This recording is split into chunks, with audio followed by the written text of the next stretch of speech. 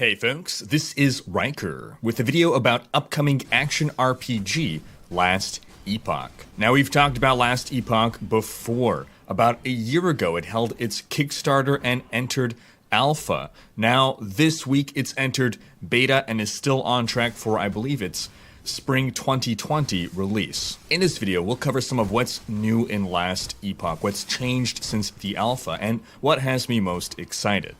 Now, the gameplay footage that you're seeing in the background is basically the HAMMERDIN that I made, and that's, right off the bat, one of the things that has me the most excited about this. We'll fully dive into that in a bit, but you could make a HAMMERDIN, and you don't have to wait to be endgame like in Diablo 2. The HAMMERDIN was one of my favorite, if not my favorite build in Diablo 2. The Diablo 3 HAMMERDIN I just did not like, but this HAMMERDIN has me excited again, and we'll share details about the build a little later in this video. So first off, one of the major changes that we've seen now in Last Epoch since the last time we've covered it is more story content. I believe we have effectively 2.5 acts is how it's described added into the game. I thought it was just going to be Act 1, but you finish Act 1 and then bam, you're able to play through the next area. So if we pull up our trusty map here, you can see that we started Act 1 in the ruined area. There's a lot of content here. We started around here, we followed all the way through these various areas and waypoints until we beat the Act 1 boss, and then that took us to the end of time, this area you're seeing here. Very arcane sanctuary, reminiscent from Diablo 2, but it's definitely someplace that appears to be some nexus, some crossroads within the space-time continuum. And from there, that's when you start getting sent back into a different era, the Imperial Era, Act 2. And that's, again, one of the major selling points of this game. It's the whole time travel aspect. That's the unique spin. And now in the beta is the first time I feel we really get to experience that. Because, as you can see here, the map is the same, but it's in a different era. So we're revisiting locations, and I think that's a really cool gimmick. So I played through Act 2 all the way, going here, this really cool boat sequence over here, you end up jumping off the ship, and it takes you down here. And I haven't explored the Divine Era or the Ancient Era, but we know that those will be the 4 eras in the game, and as of right now, basically, you're able to access a form of endgame from the end of time over here. And there's 2 things that have been added. First off, there's something of a mapping or of a rift system, where you click this obelisk, this monolith, and then you get to pick one or the other rift, basically a timeline. And one has 10% increased atomarity, for instance, one has 12. These could be the same, sometimes it's randomized. The rewards could be even bigger, and the enemies will have different buffs. And what happens sometimes is that it'll actually apply, it'll tell you, for the next 3 timelines. So you start stacking up a bunch of different effects. It's a cool system. Again, this takes you into this sort of rift. At the end, there's a boss that you defeat. There's good loot. And the main reason for doing these is to get an arena key. Now, the arena did exist in the alpha. It's back, but now it's gated behind finding keys. The arena is a place where you fight effectively endless waves of monsters, and it's a meat grinder of enemies. I think it doesn't feel punishing to gate it behind these keys because the content of doing the rifts, at least so far, is also engaging. I'm currently level 50. I feel it doesn't take too long to do these timelines in order to get the keys. So as of right now, it's looking like a decent endgame is shaping up for Last Epoch. Now let's go over a bit of my HAMMERDIN build over here, and as we're doing so, we'll revisit some of the game systems and how they may have changed. So, starting off with our skills. Now, I love Last Epoch's active skill system. Basically, as you level up, you unlock additional skills and additional skill specialization slots. Because every time you unlock a skill specialization slot, you can select a skill. For instance, here we'll take a Racing Strike. And this is a skill that you can now level up beyond the base effect. And every skill is going to have its own skill tree. They're all different. And this is the perfect mixture of Diablo 2 and Diablo 3's skill system. It captures the skill tree feeling of adding points and going along branches. A lot of people find that appealing, but we have skill-changing nodes along this tree. For instance, if we go to our hammer throw skill, at the start, the hammer throw skill is not at all like the Diablo 2 Blessed Hammer. It's only once we travel along this path to Iron Spiral that our hammers travel in a spiral. And then Hammer Vortex makes the hammers orbit your character rather than stay in place wherever you summon them. If we go over to this side here, here's a node that gives us additional projectiles, but every projectile deals less damage. And then down here, for instance, 50% chance to regain 12 health on a hit. My life per hit with this build, spamming out the hammers, is really good. I'm trying to blast Zealot's Conviction here for reduced mana cost. That's the main reason. The increased damage is just a nice side effect. But it's so that I can spam those hammers without running out of mana, and it just feels really fun to play. Now I got some other skills helping me out here. We have Rebuke. Now Rebuke I use as a defensive skill. Basically I stand in place and I channel, and while I'm channeling I take 75% less damage. And then I put points into it such that I double my health regen while I'm channeling. So if I need to heal up a bit, I stop, I take a lot less damage, and I passively heal faster. In retrospect, I probably shouldn't have gone for this now that I have the life per hit with the hammers, but early game it was helpful.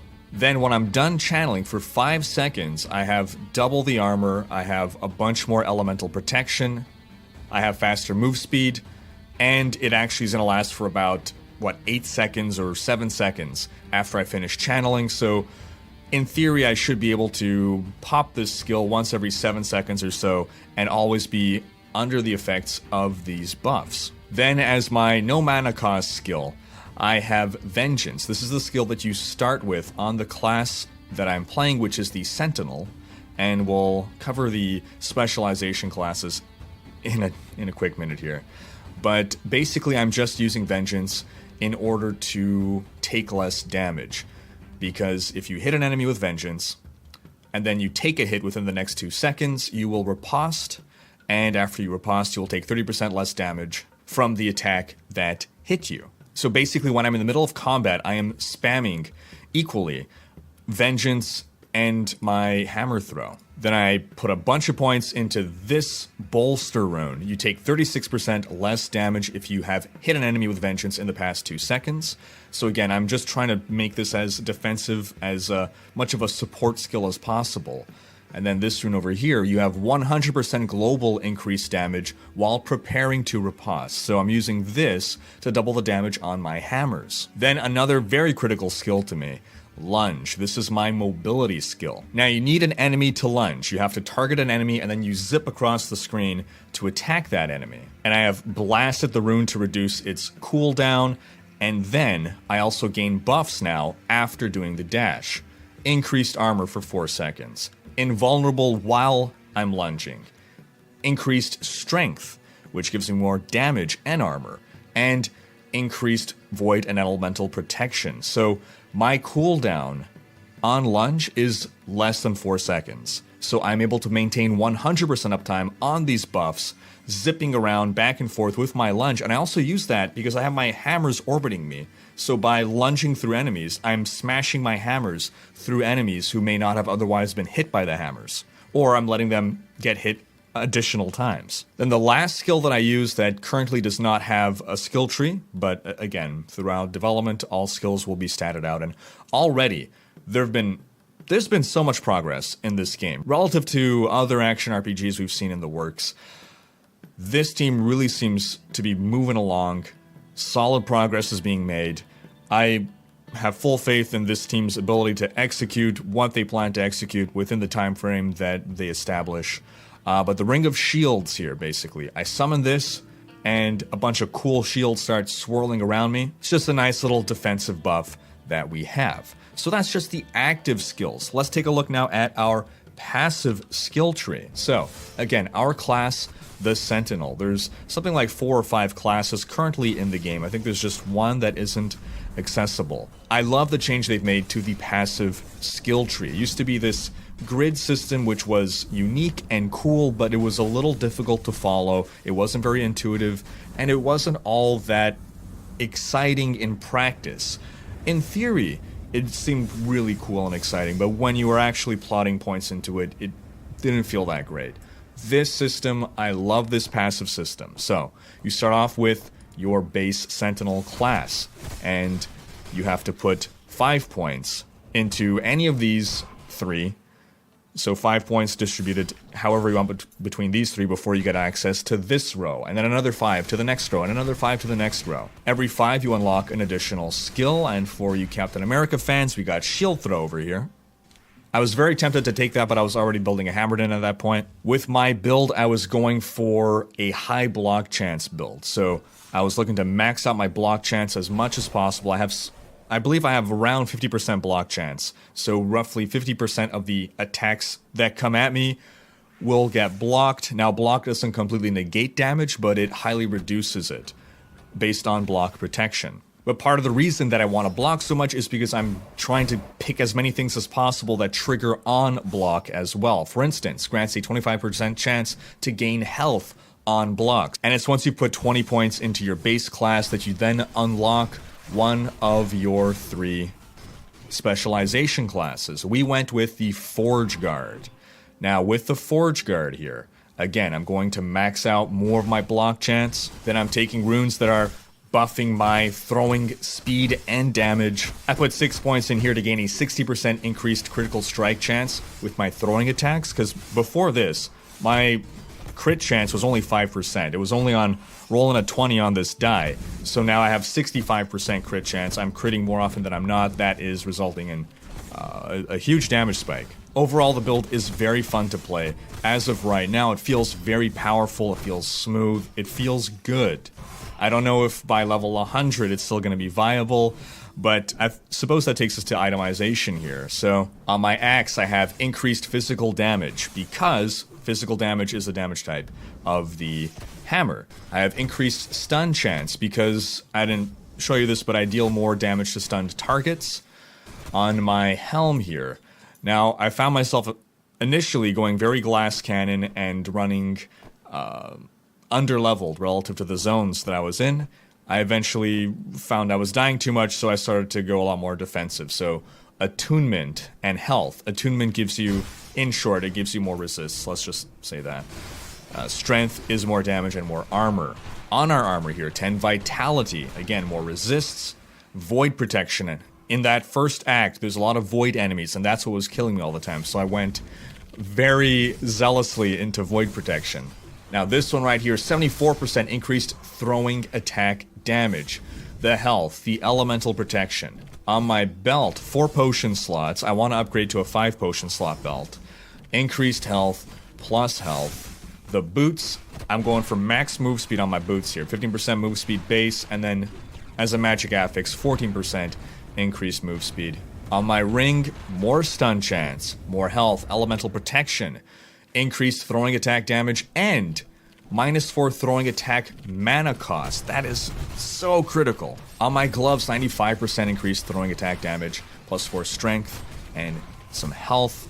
And then on our relic, our offhand here, increased physical damage, increased throwing attack damage, elemental protection, and then some health regeneration. Earlier on, I had health regeneration far more on my gear, again, to go with that rebuke skill to passively generate very quickly. But I have a couple unique items that are very important to me. I got so lucky in finding the Arboreal Circuit very early on. Now, it gives me a little bit of move speed, plus minion armor, but I don't have a minion build. But the kicker here, 10% chance to summon an illusory tree when hit 15-second cooldown. This tree is a lifesaver. I summon a tree and it pulls aggro off me. All the enemies go for the tree. I have kept this ring since like level 5, whenever I found it. I've kept it for over 40 levels. I don't think I'm ever going to change this ring out. Having that pet pull aggro off me is so important, and I'm just hammering the enemies while they're attacking the tree. And then recently I found the Soul Bastion shield here. I found a bunch more uniques, but none that really benefited this build.